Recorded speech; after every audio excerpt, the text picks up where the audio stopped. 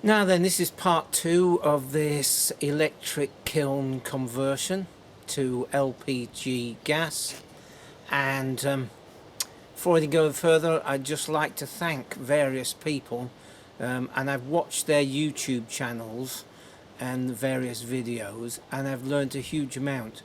So therefore I don't want to pretend that I am the font of all knowledge, and I do think it's very important to reference specific videos and channels when they've made an important contribution. So normally I do that at the end by putting links in. So thank you to the contributors to the inner knowledge, and I will let's just crack on then. Now then, we're on with converting this electric kiln into a gas kiln, and if you remember on the last video I was talking about the problem with this ceramic fibre top. Well, I think I've cured it for the moment. It's if you remember, two of the elements were broken, there was a fault in them, and it was only the top element that was any good. So I took the elements out and thought, how am I going to do this? Now I remember Simon Leach, when he made a small fibre, ceramic fibre based kiln, he used nichrome wire as the ties to tie the ceramic fibre to the external mesh, which was like an exoskeleton. And you use nichrome wire because it will stand the heat and it won't melt. So that's what we've done. We've taken some out and we've reused it, and that ties it back in. But there was another interesting little bit which we might be able to, I'll tell you what, I'll simulate it. So what I did, let's try the other end. And the problem with these sort of things is they always get tangled up with everything. So let's just see if we can do this. So what I did was I just ease it like this. Now if you straighten this out, if you try to straighten it out, it will just break. Okay. So I extended this as much as I dared. So you got about, I don't know, a bit more than a hand's width. Oh, well, isn't that amazing? There you go, it's just broken. Now, what we've got there is a screw thread, isn't it? Okay, so let's just have a look at the top of this kiln. Okay, so then all I did was just in a gap there in one of these vents, I'm just turning it.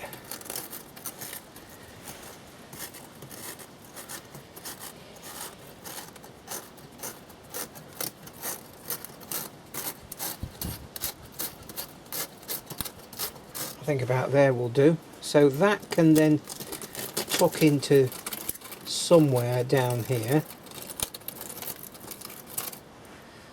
We'll sort that out in a moment. Now let's have a look at the other side. So there we are, it's wound its way through, and then all we need to do is just hook it underneath there.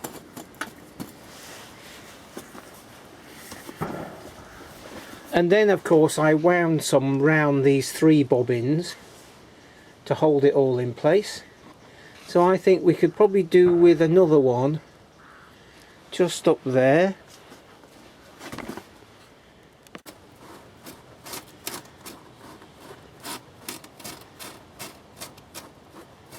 I think about there will do.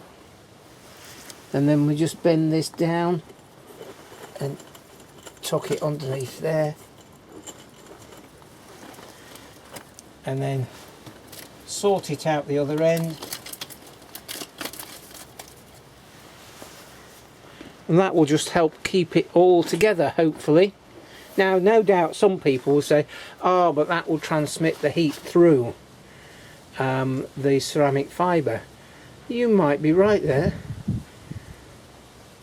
but it's better to be able to use this rather than to scrap this kiln. Yeah, and better than to have to take all that ceramic fibre out and you won't recycle it, it will just go to landfill and then buy some more. So you work out the energy differences if you want. Anyway, that's that sorted. Now the next thing is, we were talking about putting a separate floor in there on some bricks, yeah, and then putting a vent so that we can put gas or gas flame in there. So I've cut one of the holes. So all I did was, as you can see, I marked it out, cut some of these stainless away, marked out a hole, and then used a drill, and there you go. That's sufficient hole. So what I'm going to do now, off camera, is just put the 2 bricks inside and a kiln shelf and work out where the chimney's going to be, and I suspect it'll be somewhere about there. Let us see how close we are to that mark. So there we go. That's the gas flame inlet and the 2 bricks, and I put another kiln shelf down there, and the reason being is it's cracked, so I might as well use it as an extra layer of insulation on the bottom. So let's put another kiln shelf on that lot. So there we go. So from that kiln shelf to the top here, top of the bricks, is 21 inches, but we don't want the chimney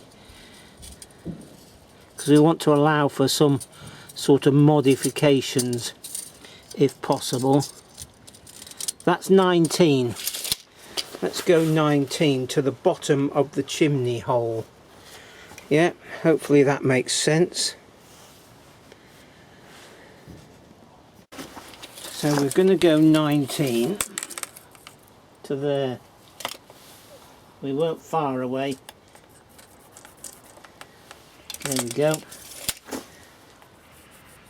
That's the bottom of the hole. And the pipe that we're going to use, you'll see later, is 4.5 inches OD. So let's cut the whole 5. And that's the centre line.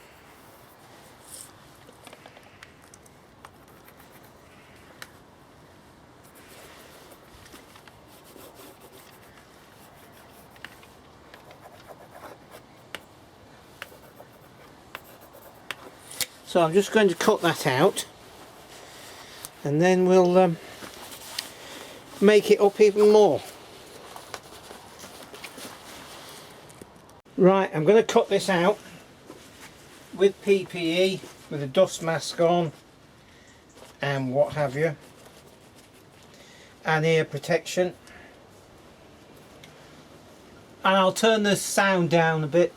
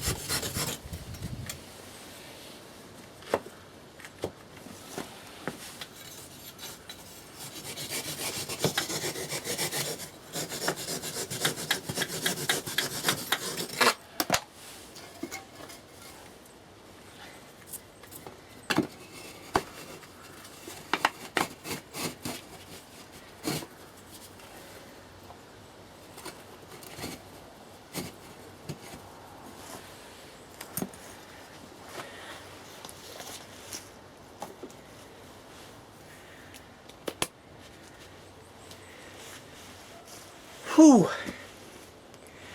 There you go. That's not a bad fit. Took a bit of fettling, but that's grand. And you might think that's quite large, and it might be the case, but we can always put a damper in it. That's what I plan to do, because I've got a piece of stainless that will fit there, and we can fit a damper in here. Whoops. And there's another thing that I'm thinking about. As you can see, that fire brick is quite fibrous, holy, soft, and then underneath the other kiln over there, where are we? There we are. There's some thermalite block, 4-inch thermalite block. Now I do know that that has got a lot of power station ash in it, fly ash, and I'm wondering whether how much temperature will those cope with. Yeah, I mean, if they'll handle 1500 degrees, then you can very easily build a bisque and earthenware kiln out of those, and you can actually buy those about 8 inches thick if you really wanted to, or as I've done, you can just sort of scrounge a few for an experiment. Anybody who's willing to give that a go, be really interested, or if anybody really knows, you know, some people say, they got cement in it and it's going to go puff. Well, if that's the case, there's only one way to really find out, isn't there? Right, so we've got the enough of that. We've got that in place now. So really it's just a matter of putting some fire cement round that opening. Let me just move the camera. It's a pretty tight fit, as you see, but a bit of fire cement round that will not go amiss. And build the chimney, and I think we're nearly there. So we'll take that plug out that I popped back in there to keep the mice out, and I think we can probably, with the judicial use of a rasp and a dust mask, we can probably make some plugs for these inspection holes out of that or that we've just taken out. And won't that be grand? And then the other thing to do, of course, is we need somewhere to put a pyrometer probe. Now there is one in here already, so and it's broken, so if I remove it I can probably get the pyrometer probe in there. Let's just have a look. Where is it? 1, 2, 3, 1, 2, 3, there it is, there. But I'm going to stack it with shelves first to make sure that nothing's in the way. But as you can see, it wouldn't take much to just drill a fresh hole anyway. But I don't think we spent very much time on this at all. There's more thinking time than doing time. It's a few days later and things are moving on. I think the last clip you could see this old piece of chimney that I must have made a long time ago. Yeah, and it's just been in the store outside, obviously. That's fitted fairly tightly in the hole. As you saw, it took a fair bit of fettling, so we've got a bit of strap there to just support it all. Yeah, which is great.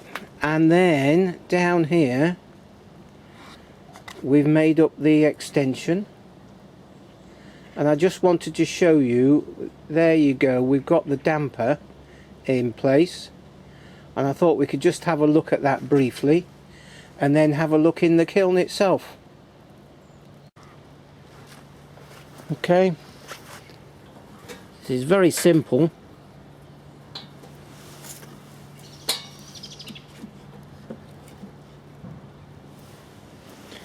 As you can see, it just closes off, but not 100%. It's not quite focused, and that's just welded onto that rod. So how do you do that? Well, you sit the whole thing on a piece of 3-inch pipe upright, and so it all holds it together, and then this sort of extension that's on the end isn't there, and you could just get down there and weld it all up. You just stick the pipe upright, the bit of 3-inch pipe, stick the valve on top, then put the chimney with the piece of bar through on top of that, and then weld it up. So that's that done. Let's just have another operation of that. There we go.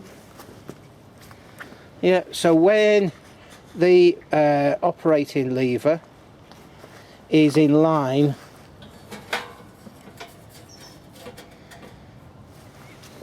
then it's open, and when it's at 90 degrees it's closed. That makes sense.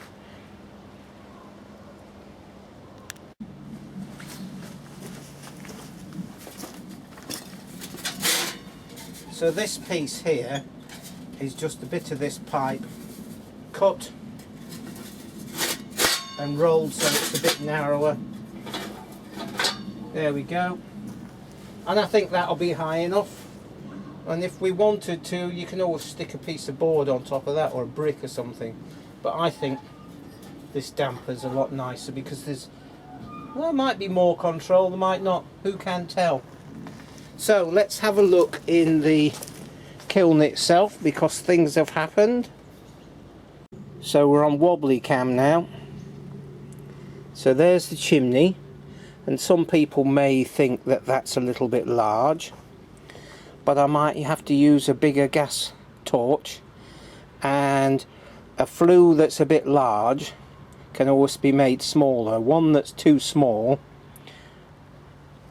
is a pain. So I've cut that piece off this kiln shelf to create the path for the gases, and the piece that came off, believe it or not, look at that, that's at about, I don't know, 40 degrees, but look how it fits there. That's just as a sort of a sloping baffle type thing to encourage the gases upright. And I think those first few slots where the elements were, I'm going to fill those in just to prevent a bit of turbulence. I've got a 2 kilo tub of fire cement, so we shall use that and use a bit around this flue just there, and then this side of the flue just there I will probably wrap a bit of ceramic fibre around that with a bit of wire around the outside, just to keep the heat in a bit, because obviously that is a heat bridge, but you've got to get the gases out. So I think we're nearly there, and you know, the lid is cobbled together so it's not going to drop bits of ceramic fibre on the pots, and we're there. All we've got to do really is get a coarse file and a bit of an old saw and turn those bits that I've cut out there, those bits of fire brick, reflective material, file them round so that they will go into those spy holes. Not long now. It's great, isn't it? Hasn't taken a great deal of time. Well, it has, but just because we've been waiting on the weather and letting ideas mature a bit. But we're nearly there. Right, any other ideas? Let us know. Catch up with you soon.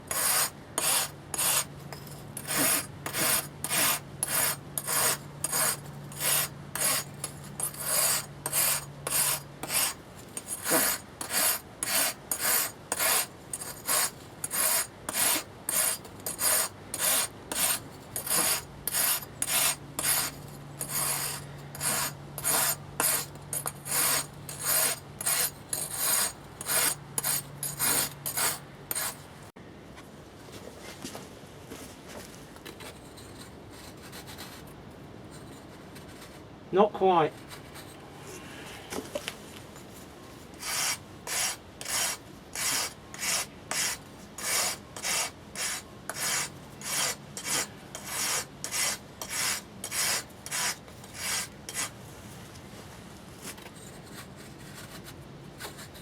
Getting there. I think it's tapered.